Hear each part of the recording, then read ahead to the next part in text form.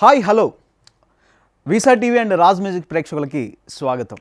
So Ram Charan నటించిన Peddi cinema చాలా ఘనంగా వైభవంగా థియేటర్స్లో రిలీజ్ అవడం జరిగింది. ఈ సందర్భంగా పెద్ది సినిమా హిట్టా ఫట్టా, పెద్ది సినిమాలోని ప్లస్లేంటి మైనస్లేంటి, బుచ్చిబాబు హిట్ కొట్టాడా ఈ సినిమాతో లేదా, అసలు ఈ సినిమాకి ఎన్ని మార్కులు వేయచ్చు, ఈ సినిమాకి మనం డబ్బులు పెట్టి టికెట్ కొని వెళ్ళి చూస్తే ఈ సినిమాకి మన టికెట్కి న్యాయం జరుగుతుందా జరగదా, ఇలాంటి విషయాల్ని సుత్తి లేకుండా సూటిగా మాట్లాడుకుందాం. సో ముందైతే మీరు మా ఛానల్ని సబ్స్క్రైబ్ చేసుకొని బెల్ ఐకాన్ని యాక్టివేట్ చేసి పెట్టుకోండి. ఇలాంటి వీడియోస్ మరిన్ని మీ ముందుకు తీసుకురావడానికి, మీకు రీచ్ అవ్వడానికి ఇదొక అవకాశం. సో ఇక మనం పెద్ది సినిమా రివ్యూలోకి వెళ్తే ఫస్ట్ మనం పెద్ది సినిమా ప్లస్ల గురించి మాట్లాడుకుందాం. So Peddi cinema plus point, first మన స్టోరీ గురించి మాట్లాడుకుంటే ఇదొక అద్భుతమైన స్టోరీ అని చెప్పొచ్చు. ఎందుకంటే సో ఒక వ్యక్తి తన ఊరి కోసం, తన ఊరిలో రైలు ఆగదు, సో తన ఊరికి ఎలాగైనా రైలు ఆగాలి అంటే తన ఊరికి ఒక రైల్వే స్టేషన్ ఉండాలి, తన ఊరికి ఒక రైల్వే స్టాప్ ఉండాలి, సో అని కోరుకునేటువంటి వ్యక్తి ఆ ఊరిలో రైల్వే స్టాప్ పెట్టించడానికి, రైల్వే స్టేషన్ పెట్టించడానికి ఎంత దూరం వెళ్తాడు, ఎంత కష్టపడతాడు, ఏం చేస్తాడు, ఎలా సాధిస్తాడు తను అనుకున్నది అని చెప్పేటువంటి కథ. సో ఒక మనిషి తను తలుచుకుంటే తను కావాలనుకున్న దానికోసం పోరాడే క్రమంలో ఎలాంటి కష్టాలు పడతారు, సో ఏ దారులను వెతుక్కుంటాడు, ఏ దారుల్లో అతను ప్రయత్నిస్తాడు, ఎంతవరకు తను అనుకున్నది సాధించగలుగుతాడు అనేది పెద్ది సినిమా. సో ఈ స్టోరీ చాలా అద్భుతమైన స్టోరీ, మంచిగా చాలా బాగా కనెక్ట్ అవుతుందని చెప్పాలి. ఎందుకంటే ఈ సినిమాలో రామ్ చరణ్ క్యారెక్టర్ అంటే తన ఊరి కోసం కష్టపడేటువంటి విధానం కావచ్చు, సీన్స్ కావచ్చు, సన్నివేశాలు కావచ్చు, ఆ యాక్షన్ కావచ్చు, తన ఏమంటారు తన దృఢమైన సంకల్పం కావచ్చు, మనల్ని చాలా మోటివేట్ చేస్తాయి. సో ఒక మనిషి తలుచుకుంటే ఇంత చేయొచ్చా, ఒక మనిషి ఇంత దూరం వెళ్ళొచ్చా అని చెప్పేసి మనల్ని మోటివేట్ చేసే విధంగా రామ్ చరణ్ గారి క్యారెక్టర్ ఉంటుంది. సో అది స్టోరీ, కాబట్టి ఒక అద్భుతమైన స్టోరీ పెద్ది సినిమా అని చెప్పొచ్చు. ఇక ఈ సినిమాకి ప్లస్ పాయింట్, మరొక ప్లస్ పాయింట్ మన రామ్ చరణ్ గారి యాక్టింగ్.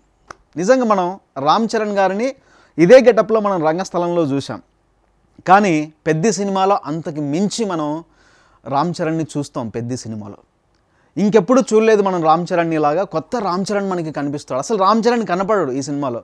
పెద్ది క్యారెక్టర్, ఈ సినిమాలో క్యారెక్టర్లో మనకి ప్రతిబింబిస్తారు రామ్ చరణ్ తప్ప. రామ్ చరణ్ని మనం ఎన్నో సినిమాల్లో చూసింటాం కదా, రామ్ చరణ్ బాడీ లాంగ్వేజ్ కావచ్చు, రామ్ చరణ్ అంటే ఇది అని చెప్పేసి మనకు ఒక క్యాలిక్యులేషన్ ఉంటుంది కదా, అదంతా పక్కన పెట్టి ఈ పెద్ది సినిమాలో క్యారెక్టర్లో రామ్ చరణ్ చాలా కొత్తగా కనిపిస్తాడు మనకి. సో కొత్త రామ్ చరణ్ని, కొత్త నటుని, రామ్ చరణ్లో ఉన్నటువంటి మరో కొత్త నటుని ఈ సినిమా ద్వారా మనకి చూపించారు పెద్ది సినిమాలో అని చెప్పొచ్చు. సో ఆ రకంగా రామ్ చరణ్ గారి యాక్టింగ్ అనేది ఒక పెద్ద ప్లస్ పాయింట్. రామ్ చరణ్ ఉన్న ప్రతి సీను హైలైట్. రామ్ చరణ్ గారు ఏ సీన్లో కనిపిస్తారో ఆ సీన్ చాలా ఏమంటారు చూడ్డానికి మనకి రెండు కళ్ళు సరిపోవన్నంత అద్భుతంగా రామ్ చరణ్ గారి క్యారెక్టర్ కానీ, రామ్ చరణ్ గారి నటన కానీ సినిమా స్టార్టింగ్ టు ఎండింగ్ వరకు చాలా అత్యద్భుతంగా సాగింది రామ్ చరణ్ గారి క్యారెక్టర్ అని చెప్పి చెప్పచ్చు. అది అద్భుతమైన ప్లస్ పాయింట్. ఇక మరో ప్లస్ పాయింట్ ఈ సినిమాకి ఏఆర్ రెహమాన్ గారి మ్యూజిక్.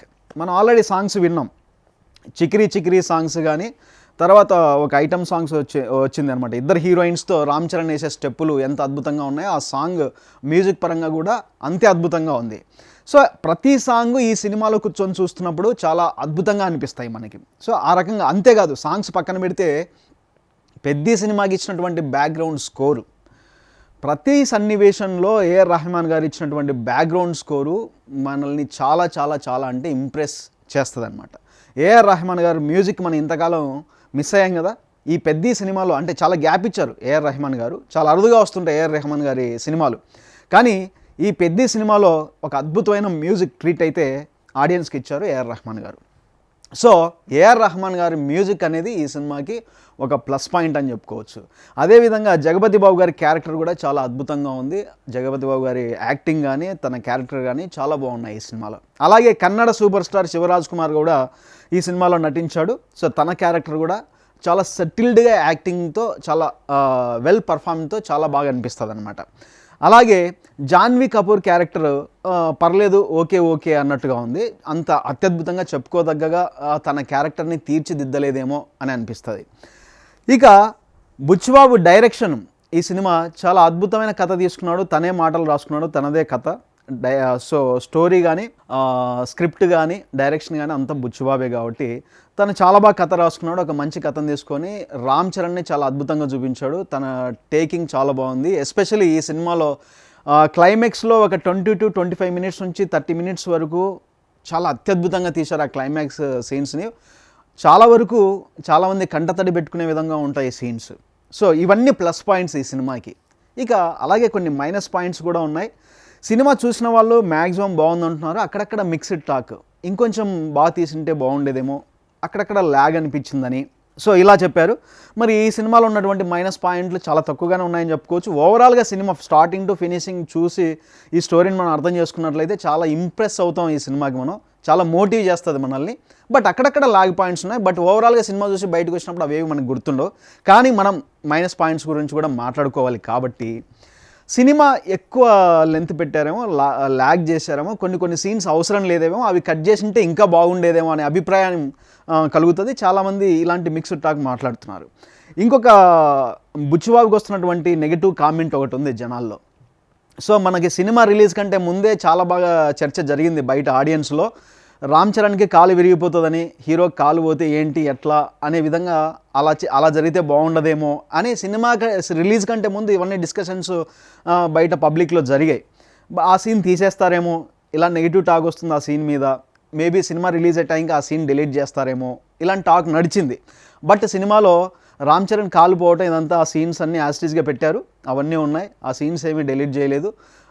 సో అక్కడ కొంచెం బుచ్చిబాబుకి ఏంటి బుచ్చిబాబు నువ్వు ఏ సినిమా తీసినా కూడా బాడీలో ఏదో ఒక అంగాన్ని తీసేస్తూ ఉంటావా ప్రతి సినిమాలో అని చెప్పేసి అంటే రెండో సినిమా అయినప్పటికీ ఆ నెగిటివ్ కామెంట్ చేశారు. ఎందుకంటే ఉప్పెన సినిమా చూసిన వాళ్ళందరికీ తెలుసు హీరోకి అందులో ఒక అంగం తొలగిస్తారు, మీ అందరు చూసిన వాళ్ళకి తెలుసు కదా. సో కాకపోతే అదే హైలైట్ అక్కడ ఉప్పెన సినిమాలో. తన సంసారానికి పనికిరాడు అని చెప్పినా కూడా నేను తన మనసు చూశాను తప్ప తన శరీరాన్ని కాదని చెప్పేసి హీరోయిన్ తననే పెళ్లి చేసుకోవటం అది చాలా అద్భుతంగా అనిపిస్తుంది. సో అట్లా ఆ సినిమా హిట్ అయింది.